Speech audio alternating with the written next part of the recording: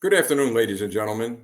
During the past 2 years, many of us in the United States of America and Canada have witnessed a slow but sure integration of Communist Party ideologies into our schools, our corporations, our judicial systems, our motion picture industries, law enforcement agencies, and much more.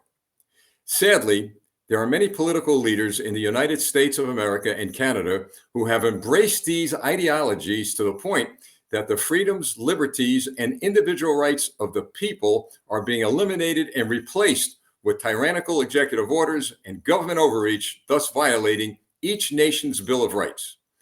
Now, recently in the United States, the Democrat Communist Party has politically weaponized many government agencies, including the judiciary and law enforcement branches, as witnessed by the unprecedented actions of the Manhattan, New York District Attorney who engineered an indictment against the former president.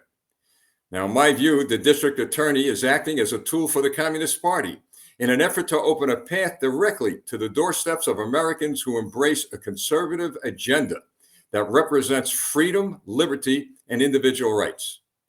In Canada, I viewed many videos of the government closing down debate between liberal and conservative members of parliament regarding a bill called C-11, a bill created to give government total oversight of all communications flowing in and out of Canada. Now, the only other nations that have a similar law are nations that are ruled by communists or dictators. One such nation is China, ruled by the strong arm of the Chinese Communist Party, the nation and party that has been embraced by a number of members of the United States Congress and the Canadian Parliament. Now, President Joe Biden and his friend in Canada, Justin Trudeau, continue to tell the free peoples of their countries that they want to do all they can to help them out. They want to do what's best for them. Well, if this is true, then I call upon you, Joe Biden and Justin Trudeau, to publicly renounce President Xi Jinping, the leader of the world's evil empire, China, and have your legislative branches, the Congress of the United States of America and the Parliament in Canada, to pass resolutions condemning the Chinese Communist Party and redirect your law enforcement agencies from people who embrace freedom and liberty to people who embrace communism. Mr. Trudeau, if your great communications firewall is permitted to stand, it will be a scar on freedom and liberty as long as the scar of the Berlin Wall in Germany lasted. The construction of this invisible wall is no longer an issue just for Canada. It is now an issue for Americans, and it is an issue for free people all over the world.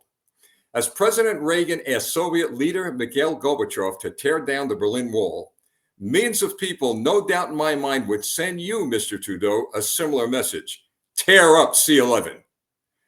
Any nation that oppresses its own people, that violates human and civil rights, that continues to suppress free expression and religious worship and the right to travel cannot truly have a normal relationship with the United States of America and the free world. Those are not my words. Those are the words of President Ronald Reagan, words that I agree with. Now, Mr. Biden, if your policies that are tearing down the very moral fiber of America, if your communist ideologies continue to infiltrate all aspects of our lives here in America, there will not be an America left to defend. There is no doubt that millions of Americans would call upon you to tear up the executive orders, condemn the communist policies, and stop politically weaponizing every government agency. Ladies and gentlemen, I close with one more warning to our leaders from President Ronald Reagan. Freedom is never more than one generation away from extinction. We didn't pass it to our children in the bloodstream. It must be fought for, protected, and handed on for them to do the same. Or one day, we will spend our sunset years telling our children and our children's children what it was like in the United States of America, and may I add Canada, where men were free. And let me add that once people get a taste of freedom, liberty, and individual rights, they will never surrender it.